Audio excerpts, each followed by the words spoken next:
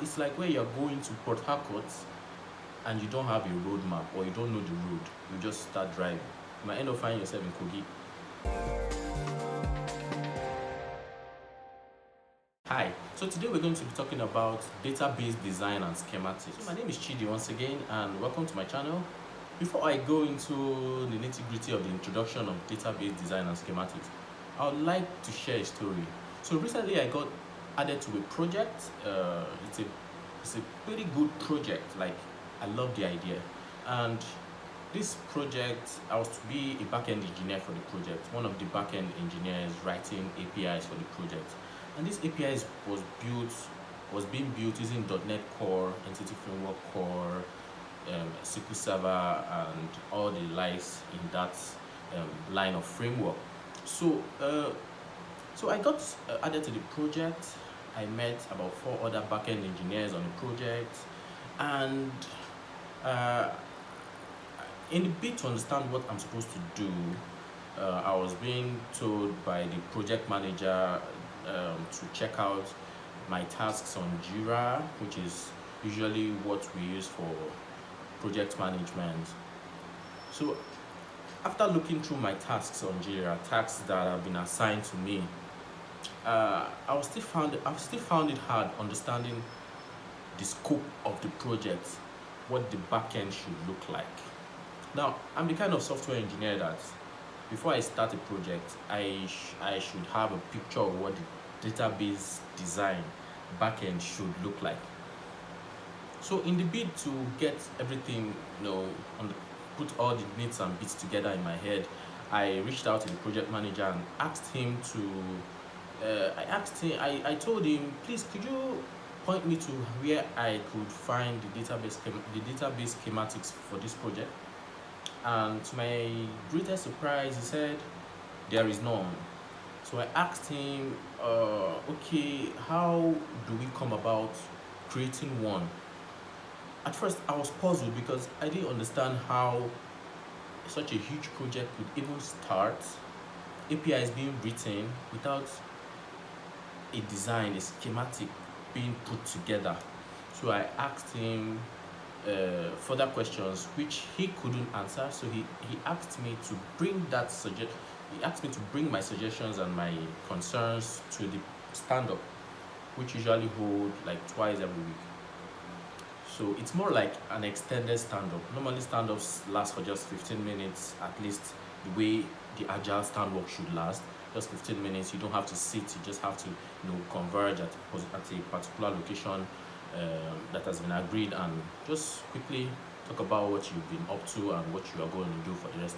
That's how the stand-up should be. But this usually used to be more like an extended stand-up. Sometimes the last spans over 2 hours.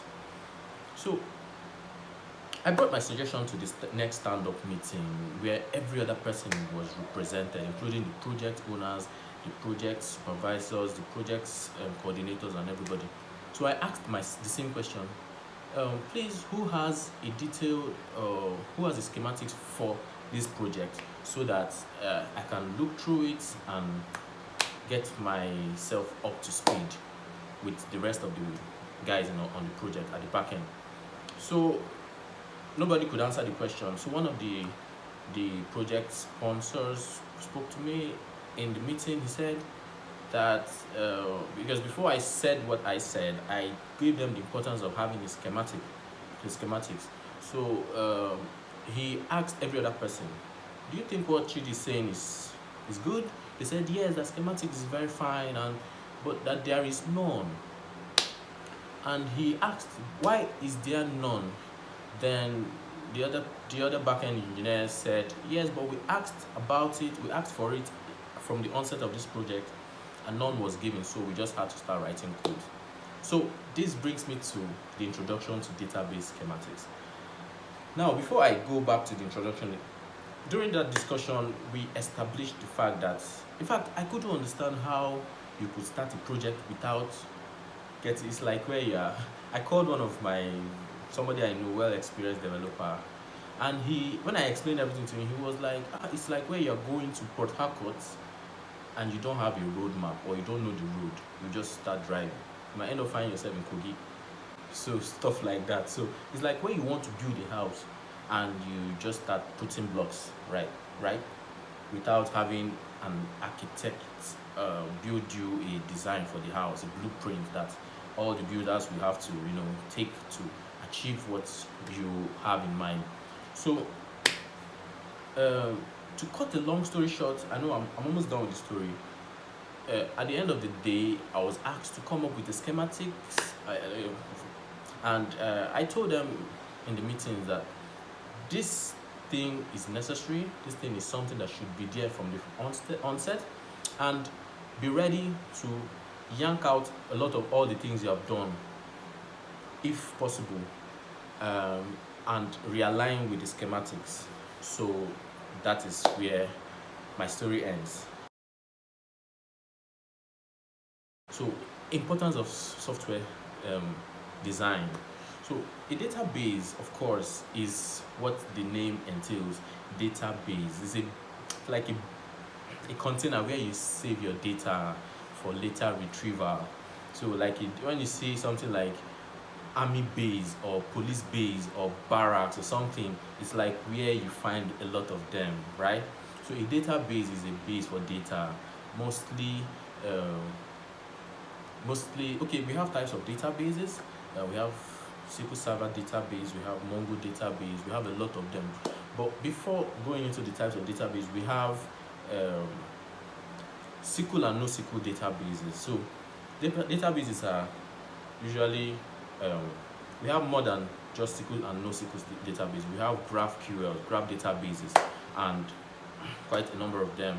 So on Azure, for example, you will find something, you'll find the Cosmos DB, which is the big boy on Azure. So Cosmos DB is performs wonderfully well. It has so many features, like so many features. You can use it. You can use it to achieve most likely everything you need to achieve. So in this introduction, before I take you into the before I it, this is part one. So before we go into the part two, where I'll be showing you my screen, the importance of the database is basically to where you can keep your data, right? Where you can have your data connect to other data, right? And where you can make sense of your data. Now, making sense of your data simply means, let's say I am an object. My name is Chidi. My first name is Chidi. My surname is Nwaneto. And I have an email address. That Chidi Nwaneto, an email, chidi182@gmail.com, for example, represents me. Excuse me, represents me. So I'm making sense of that data. Let's say you want to send me a mail, like you want to come to my house, and maybe you have my address as well, my local address. You want to come to my house. Now you can properly write a letter, right? Dear Chidi, or Dear Chidiberry, right? Now you have my data as Chidi. Now it's not going to be Dear Sir, where anybody could pick up the letter and take up the position of the sir. But you say Dear Chidi Nwaneto, that means you are specifying that this letter is for Chidi. So that's just a quick rundown of how you can make sense of the data. So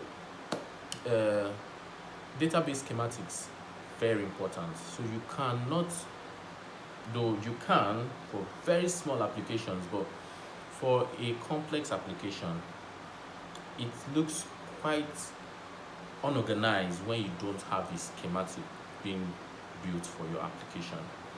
Now, I've been in that situation when I started learning programming, right? The end goal there, at the end of the day, what usually happens is each time I make a change in a table in my database, I kind of scan through all the other tables to make that change, because I don't have a schematic.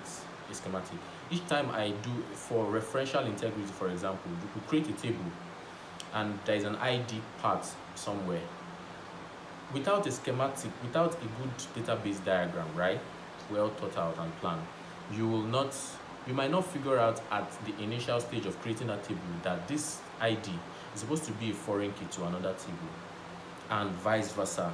So this will just end up making you have data that is not performing under the ACID principles. So for the acid, which is ACID, we are going to come to it.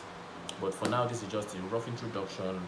So databases are very important. Without databases, you can't do anything. So thank you very much. If this was quite interesting to you, please, if this is something you really want to learn, if you think it is important, it's interesting, please subscribe to our channel so that you get more updates once we upload new videos.